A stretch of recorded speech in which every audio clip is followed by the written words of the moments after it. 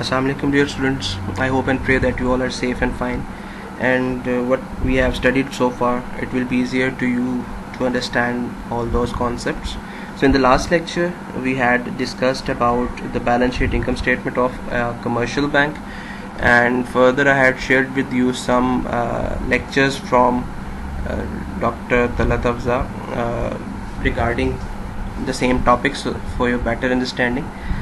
Today we will be moving forward pertaining to the same topics regarding the banks, and in this scenario and in this particular case we can say that the bank also faces different risks. The major risks are obviously the interest rate and credit risks, but along with it the bank may face different economic risks. There are also political risks as well. So we will try to study and we'll try to get knowledge about those risks and how those risks can be managed. So today's topic will be about the general principles of bank management. And in the bank management we categorize it broadly into the four segments, that is the liquidity management, asset management, liability management and capital adequacy management. So one by one हम इसको detail में further discuss करेंगे कि liquidity management क्या होती है. सबसे पहले तो लिक्विडिटी क्या होती है, then how it can be managed, then asset management and liability management and the capital adequacy management. सो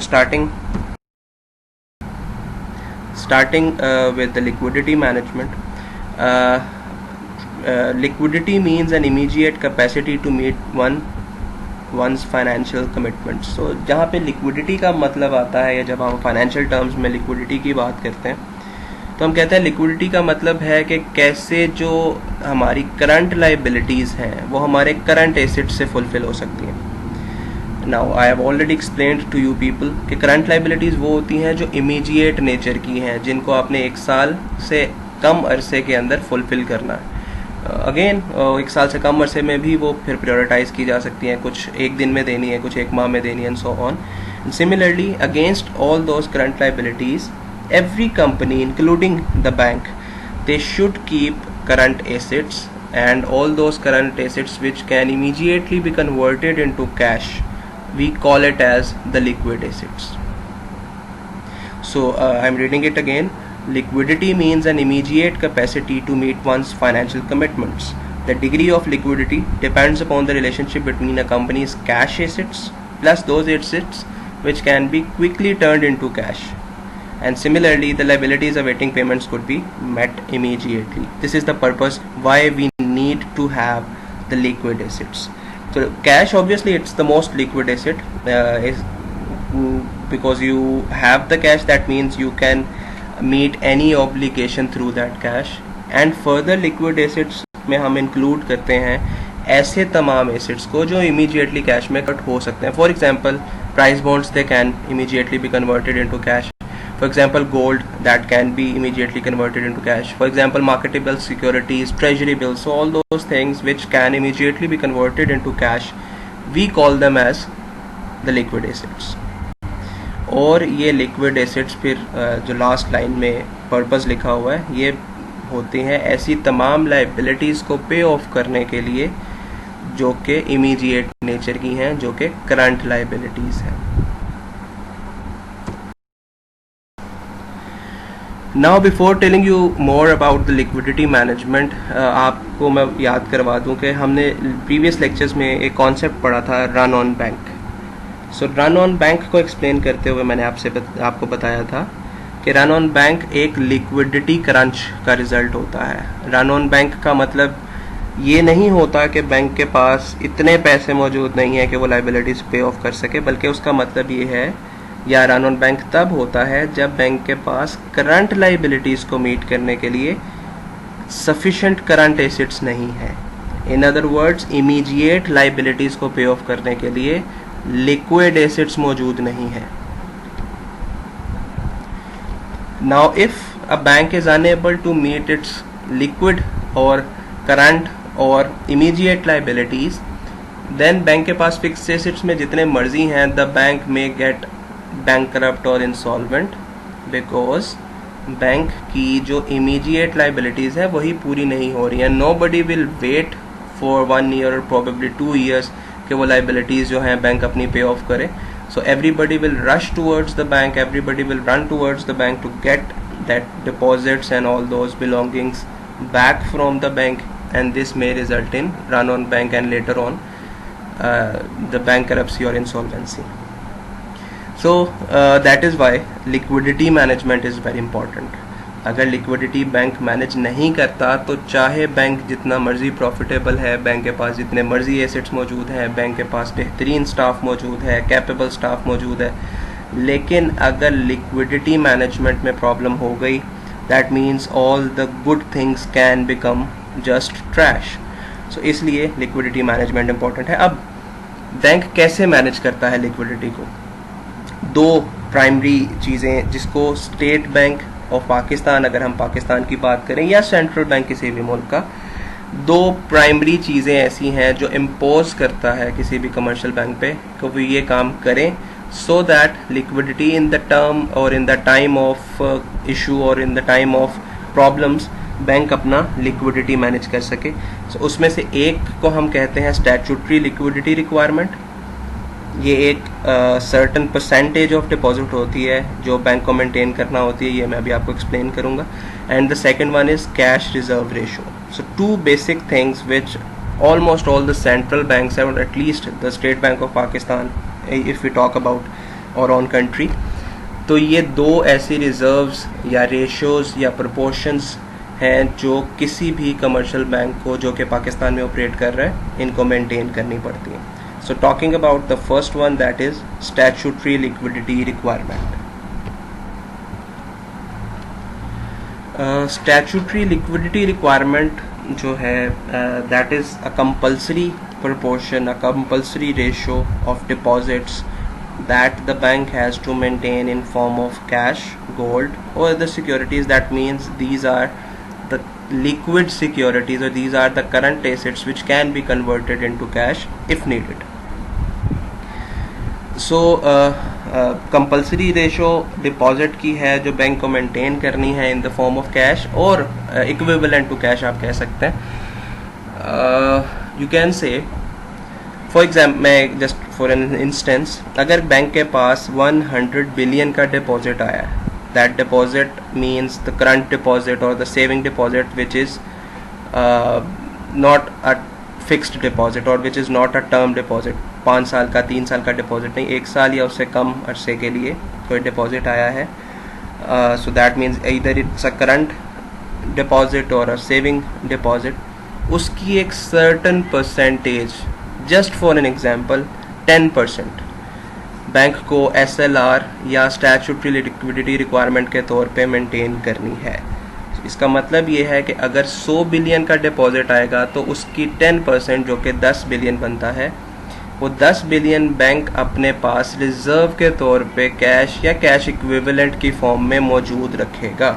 और पर्पस मैं ऑलरेडी आपको बता चुका हूँ. The purpose is to manage liquidity, the purpose is to keep some reserves और the purpose is to keep some money और cash equivalent with the bank.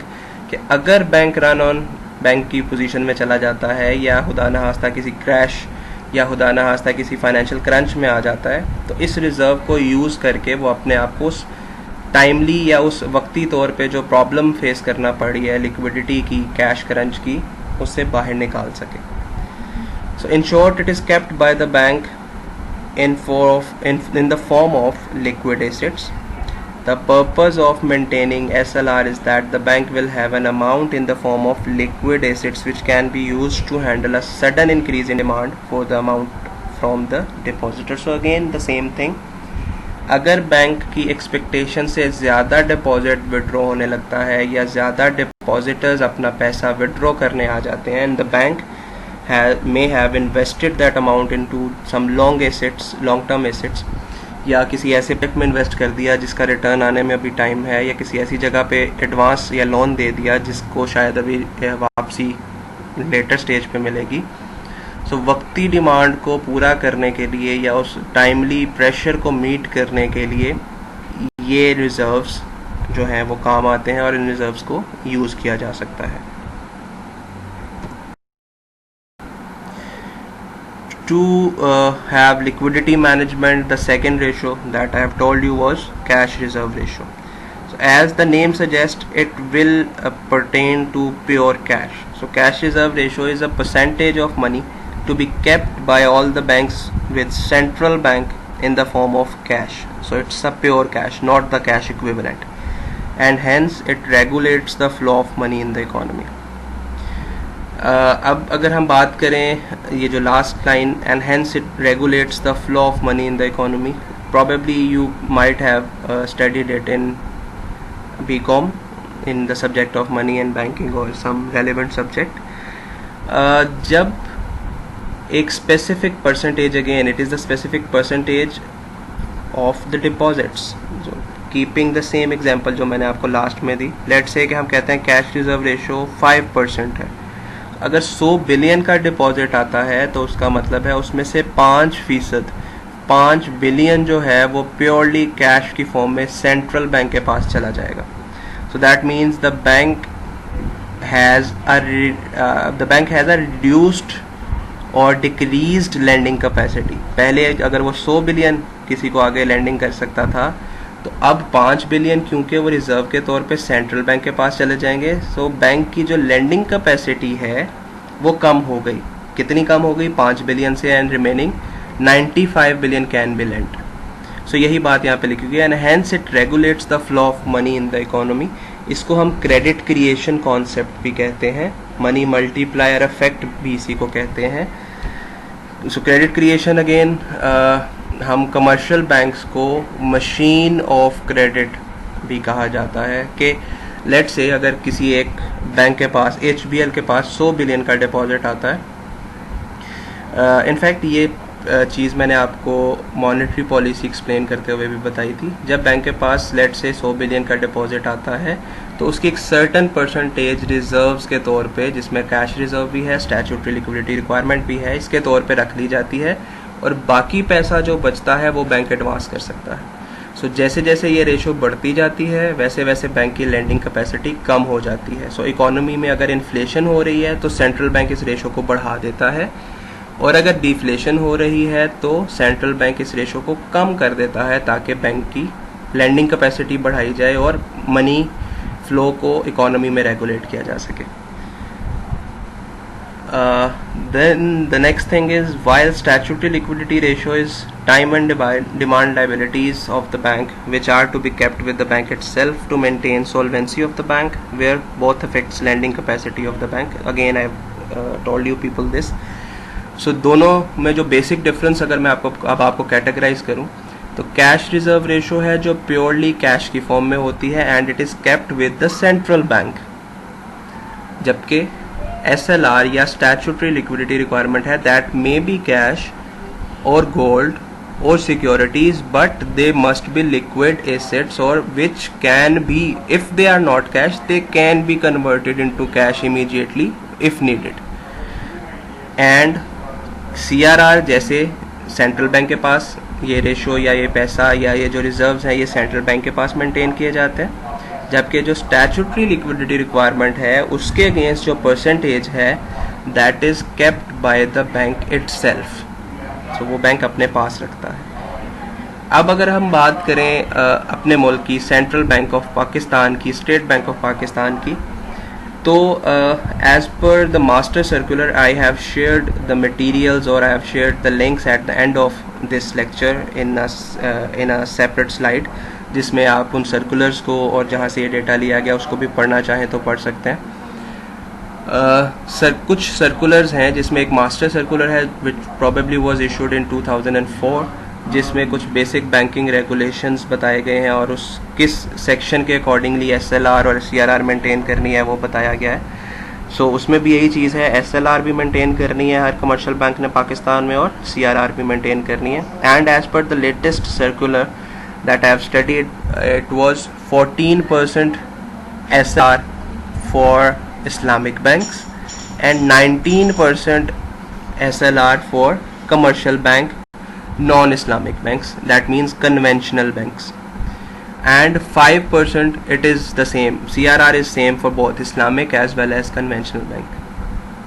So in aggregate we say कि SLR conventional banks के लिए 19% है, 19%, यानी कि अगर 100 billion का डिपॉजिट है तो 19 बिलियन उसमें से आप SLR के तौर पे मेंटेन करेंगे अपने ही पास, और इस्लामिक बैंक को रिलैक्सेशन दी गई और 14% बताया गया।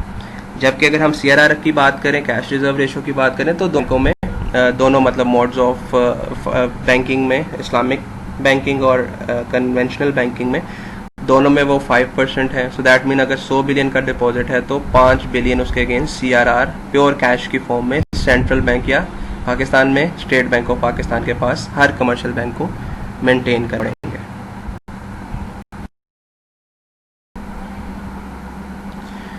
सो फाइनली आई होप दैट ये कॉन्सेप्ट्स आपको समझ आ गए होंगे। So far we have studied only the liquidity management, and under liquidity management we have talked about the statutory liquidity requirements and the cash reserve requirement और the cash reserve ratio. So इन दोनों के हवाले से मैं आपके साथ slide में relevant material भी शेयर किया है। आई वुड एडवाइज़ यू कि आप इस रेलिवेंट मटेरियल को भी गो थ्रू करें, कुछ आर्टिकल्स को पढ़ें या ये सर्कुलर्स को पढ़ें, so that you can have better understanding. In the next lecture we will be discussing about the rest of asset and liability management and capital adequacy management, that how the bank operates and what are the general principles of management that a bank must perform. So इसकी understanding आप develop करें, and inshallah by the end of this whole course you will be able to understand much practical. We have also studied the bookish knowledge, but I have tried to impart as much as practical knowledge that I can in this limited ability and resource. Classroom में obviously चीज़ें ज़्यादा बेहतर discuss की जा सकती हैं, but so far I have tried my best to deliver the practical concepts. हो सकता है वो चीज़ आसान भी लगी हो और आपको मुश्किल भी लगी हो, and I would again request, please note down all the questions. Do not hesitate to ask any question. और Zoom पे आपके रेगुलर सेशंस हो रहे हैं. So if you have any question, we'll discuss it in coming lecture. Thank you, Jazakallah.